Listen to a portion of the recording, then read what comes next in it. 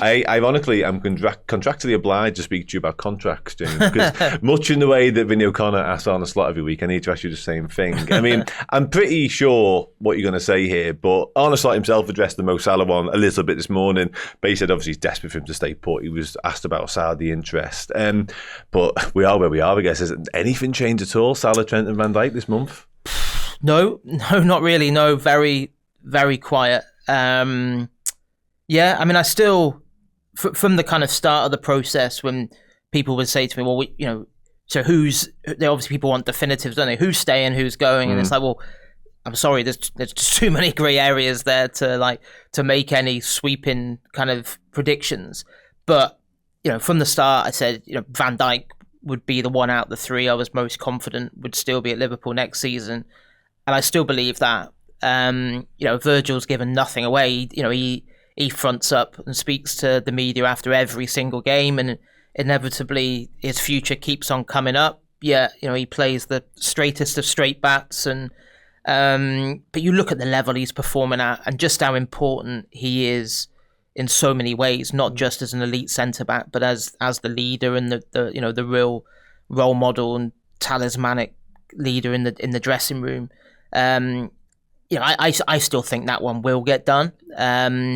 Salah is a different one because I think the numbers with the Salah one are obviously on a different level. I don't see Salah going anywhere else in Europe. I just don't think there's another European club who would get close to what he will be looking for from his next contract. So I think Salah's pretty much got a choice between Saudi or signing the extension at Liverpool. Again, all parties have remained so tight-lipped through this that, and again, I think that's part, it can become a frustration with fans because, lots of people say to me, well, just give them what they want. And it's like, well, that's not how our business works. There's a negotiating process. And then other people say, well, why are they lowballing them? And it's like, well, we don't know that because we don't know what figures are on the table. We don't know what they're asking for. So I think Salah has got a big decision there, which is, does he want to stay and cement his legacy as one of the greatest players in Liverpool's history and keep rewriting the record books? Or, if it's the money side of things that really drive him, then of course it will be Saudi because Liverpool aren't going to be able to compete with the kind of numbers that will be on the table from there. So I think that's the straight choice for him. I think the other thing with Virgil, just going back to him, that kind of makes me confident is there's no whisper, is there, of any other club, which I think is a positive sign.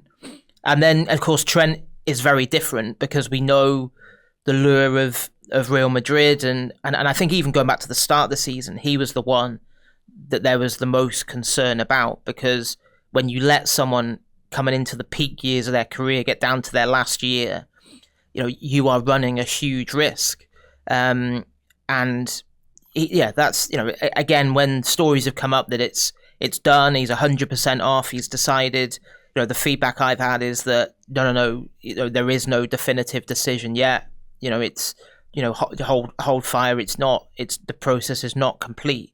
But of course, I think common sense tells you that every single week that goes by, it is more likely that he will leave. Now, I hope that doesn't happen because, I want Trent Alexander-Arnold to stay at Liverpool for the rest of his career. I'd love to see him do that. But, of course, when you take a step back, you think, well, the chance to experience a new lifestyle, to live in Madrid, be part of that, be part of that club. We know, his friendship with Bellingham has been well documented.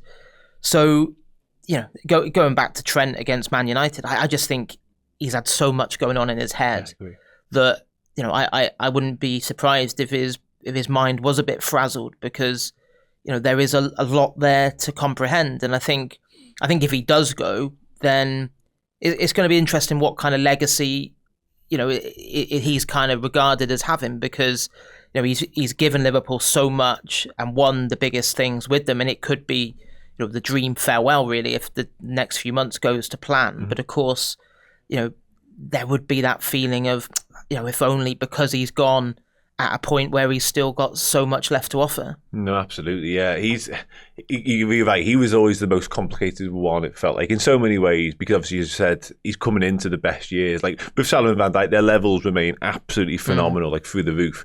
But there is a sense that Salah keeps proving me wrong on this, but maybe the best years are behind them potentially. But with Trent, it's like, you really need to keep him because, he's future captain material. I want to touch on the leadership element of this in a moment for Cam, but whilst we're on the subject, you said the sources and people close to this remain tight-lipped. From Liverpool's standpoint and Liverpool's standpoint alone, I guess the latest is that there's still, hope, and there's still, they're still pushing and trying to get all three tied down. Yeah. That's the message from the club, that they are, that certainly when there's been stories that there's been stories in Spain, hasn't it, that Liverpool have given up on keeping Trent or whatever, and Liverpool have pushed back on that. Again, they have remained very tight-lipped throughout the process with all three players, apart from just when there has been stories that have come out. I think that going back a couple of months, I think one of the Sunday papers, I think, didn't they had that Salah's deal was done and he was on the brink of signing, and again said, well, that is just not, it's not true. The process is ongoing, and that obviously people want a satisfactory conclusion and a breakthrough, but at the moment that is the stance, that this process is still there. But I think it has to.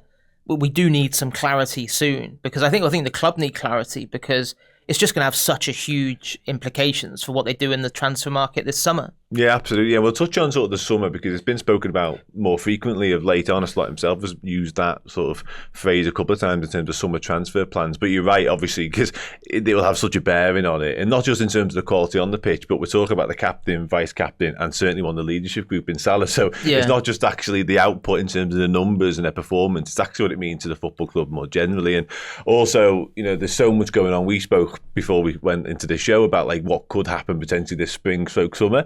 The last thing you want is that clouded by uncertainty when it comes to those three players. So it's a really interesting one. Hopefully comes to a positive conclusion, of course.